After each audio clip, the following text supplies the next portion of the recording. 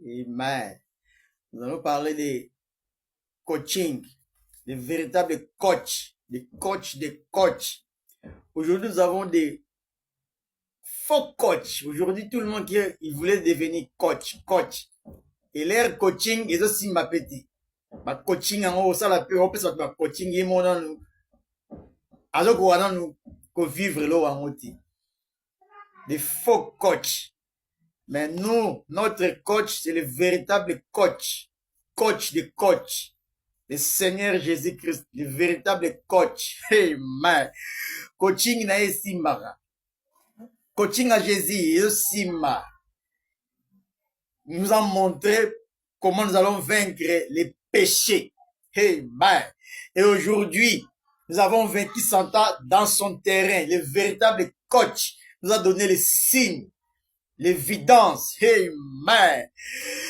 Le véritable coach, c'est le Seigneur Jésus-Christ. Tous les restes sont des faux coachs. Alors là, ça coaching, mais au Québec, on a besoin de s'y mapper. Hey, man. Des faux coachs. Oh, coach, ya Real, vous pouvez me poli. Oh, coach, ya Mazembe, vous pouvez me poli. Oh, coach, ya mariage, on a besoin de s'y mater. Ok, pe mo ba boyo. Oh, coach, ya maladie. Ok, boyo, le besoin koufi. Mais notre coach, il était mort, il était ressuscité. Il nous a coaché. Après la mort, nous avons la vie éternelle. Oh my, le véritable coach. Même si je meurs aujourd'hui, il peut me guérir. Même si je vais mourir aujourd'hui, je vais ressusciter. Et lui-même, il a montré les signes de la résurrection. Oh, nous sommes bénis à cause d'avoir un coach comme Jésus. Ouh! Si Dieu est avec nous, où sont les signes et les prodiges? Amen. Comme le soleil, il reste le même soleil. Il reste le même hier, aujourd'hui, éternellement. Ce soleil qui brille est le même soleil qui a brillé dans la Genèse et le même soleil qui a brillé dans l'Apocalypse. C'est le même soleil qui a commencé dans la Genèse. C'est le même soleil qui a brillé sur Élie, sur cette montagne de Carmel. C'est le même soleil qui s'est couché le jour de sa crucifixion, du coach. Amen. Alléluia. Les mêmes fils de Dieu et les mêmes hier, aujourd'hui et éternellement. Les mêmes dans la puissance. Oh my. Les mêmes dans l'amour. Amen. Les mêmes dans les signes. Oh my. 151. Quel est aujourd'hui les signes d'un chrétien? Les signes d'un chrétien. Oh my, Branham. Oh, il va à l'église. C'est ça le signe c'est un chrétien qu'il va à l'église. Non. Il inscrit son nom dans un registre. Non. Où il a une lettre. Carte, par contre, comment il y a un membre. Il y a un des signes aux chrétiens. Ce n'est pas ça. Là, les signes dont Jésus a parlé. Oh, Jésus, quel signe, coach? Quel signe? Nous voulons savoir le signe d'un chrétien, coach. Hey, man. Ça, c'est un deux. Il a dit, voici les miracles qui accompagneront ceux qui auront cru. Oh my. Voici les signes qui accompagneront les chrétiens. Les signes du croyant. Oh my. Marc 16. Voici, il a dit, voici les miracles qui accompagneront ceux qui auront cru. En mon nom, ils chasseront les démons. Ils parleront des nouvelles langues. Oh my. S'ils saisissent des serpents, s'ils boivent quelques breuvages mortels, s'ils ne leur feront point de mal. S'ils imposent des mains aux malades, les malades seront guéris. Si Dieu est avec nous, où sont ces signes? Oh my, les catholiques, les méthodistes et les baptistes, les pentecôtistes d'adhésion, les églises du message, les frères du message. Si Dieu est avec nous, où sont ces signes? Où sont marqués 16 dans vos églises? Des faux croyants. Y'a mon niato. Ma frère un message, ma frère mon niato. qui ne manifeste pas les signes. Montre-nous les signes. Voici les signes d'un croyant. Oh my, c'est les prophètes. Je répète le message du coach. Nous a coaché. Voici les signes qui accompagneront les croyants. C'est ça le véritable signe. Vous imposerez les mains sur ma main seront guéris. Vous parlerez des nouvelles langues. Je vais insister sur ça.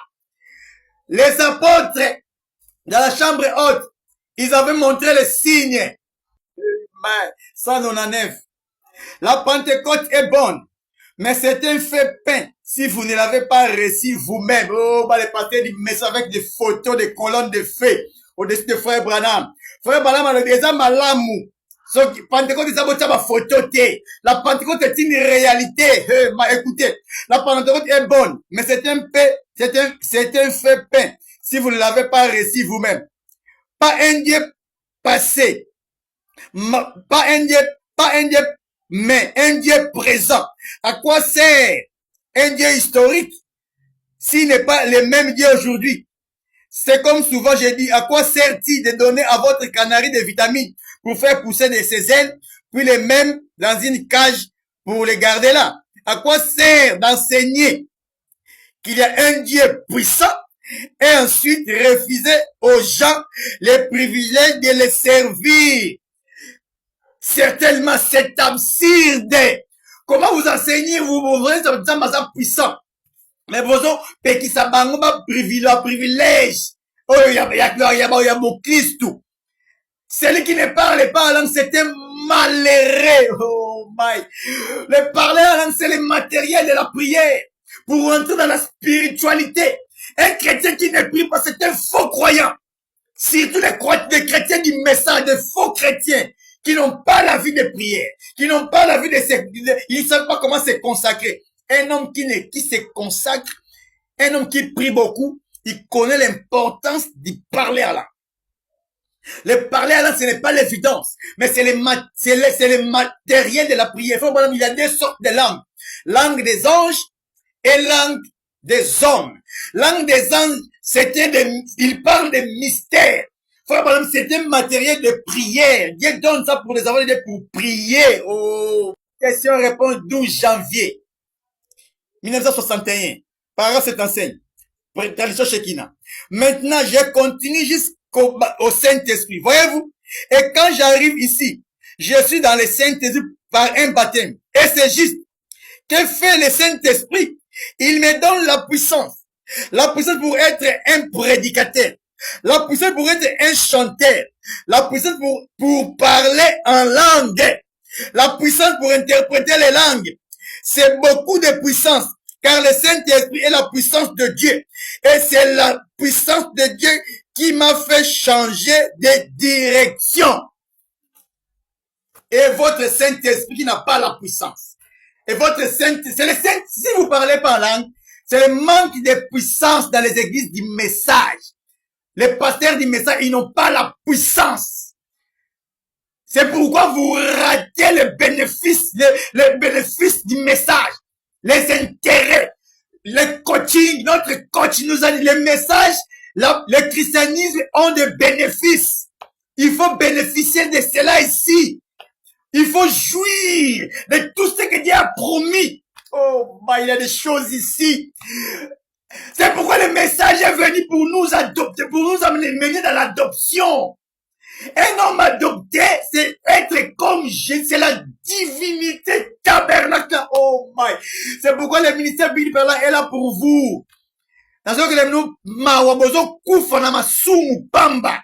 Bozo kufa sans puissance. Bozo kufa sans que jouir la bénédiction de la Pentecôte. La Pentecôte, c'est une grande bénédiction. Oh, Dieu aide ton peuple. Vous mourrez dans vos péchés. Et si vos caoux qui l'église est commis sec, les églises du message, sans Saint-Esprit, sans amour, sans fraîcheur, vous n'avez pas l'atmosphère, l'oxygène qui manque, vous allez mourir.